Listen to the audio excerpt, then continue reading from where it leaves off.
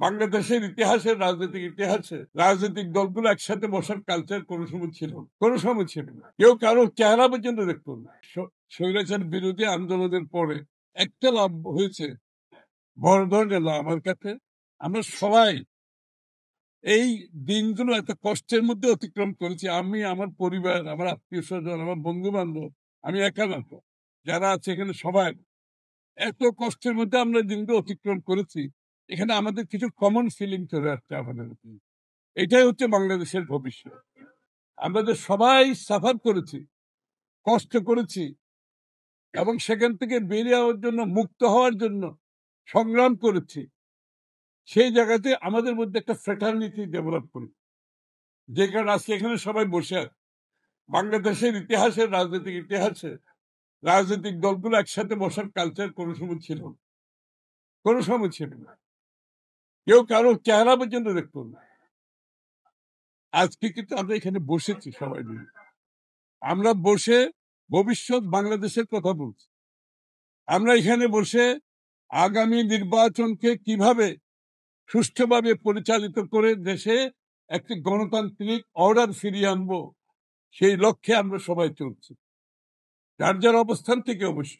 কিন্তু উদ্দেশ্য একটা, যে 16 বছরের যে সংগ্রাম, সেটা ছিল বাংলাদেশের মানুষের গণতান্ত্রিক রাজনৈতিক সাংবিধানিক অধিকার ফিরে দেওয়ার সংগ্রাম ছিল।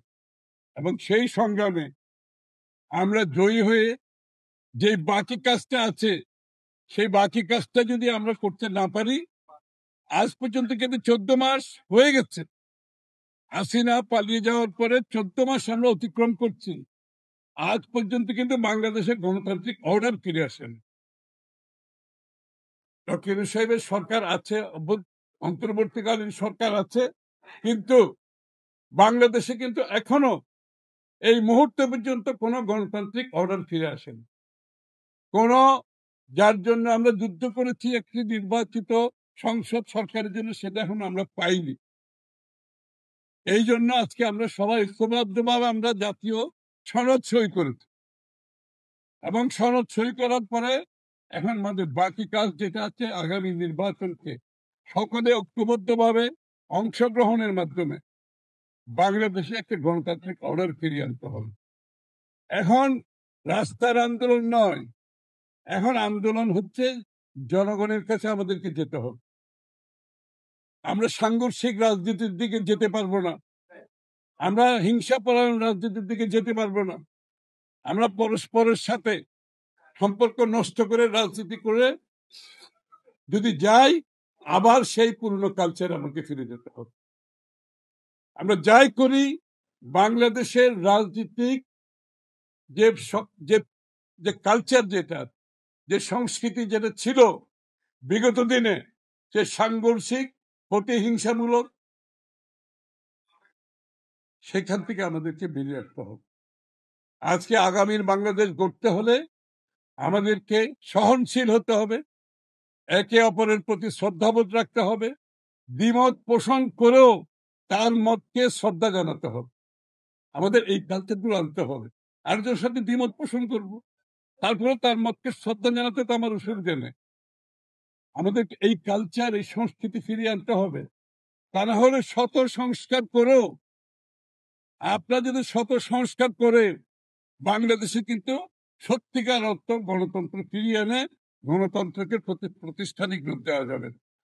এই জন্য আজকে আমাদের সকলের মধ্যে ঐক্যবদ্ধভাবে যে নির্বাচন আসছে, সেই নির্বাচনে আমাদের অনেক দাবি আমরা ঐক্যবদ্ধ হতে পারিনি, এবং এটাই স্বাভাবিক। অনেকে বলে যে আমাদের মধ্যে বিভেদ হচ্ছে, আমি মনে করি আমাদের মধ্যে কোনো বিভেদ হচ্ছে, আমাদের মধ্যে কোনো বিভেদ হচ্ছে না। আমাদের প্রত্যেকটি দলের নিজস্ব দর্শন, চিন্তা, ভাবনা, রূপরেখা আছে। এটা তো সবকিছু এক জায়গায় হবে না, তাহলে তো আলাদা দল হতো না, তাহলে তো আমরা বাকশাল হয়ে যেতাম। সুতরাং যার যার অবস্থানে আমাদের যে ম্যান্ডেট, আমরা সেই ম্যান্ডেট জনগণের কাছে যাব। সেই ম্যান্ডেট নিয়ে আগামী সংসদে নির্বাচনের মাধ্যমে, সংসদের মাধ্যমে পরিবর্তন আসবে, এবং অনেকগুলো পরিবর্তন রাতারাতিও আসবে না। এগুলো একটা সময়ের মাধ্যমে আমাদের পাবলিক ডিসকোর্সে, আলোচনার মধ্যে রাখতে হবে। যে কটা সমাধান হবে না, সেটাকে আমাদের জনসম্মুখে আলাপ আলোচনার মধ্যে রাখতে হবে, টেবিলে রাখতে হবে, আলোচনা চলতে থাকবে। যেটা আজকে হয় না সেটা আগামী 6 মাস পরে হবে, 6 মাস পরে যেভাবে হবে না 1 বছর পরে হবে। এইভাবেই পশ্চিমা যে গণতন্ত্র পশ্চিমা দেশগুলোতে প্রতিষ্ঠিত হয়েছে, এই প্রক্রিয়ার মাধ্যমে হয়েছে।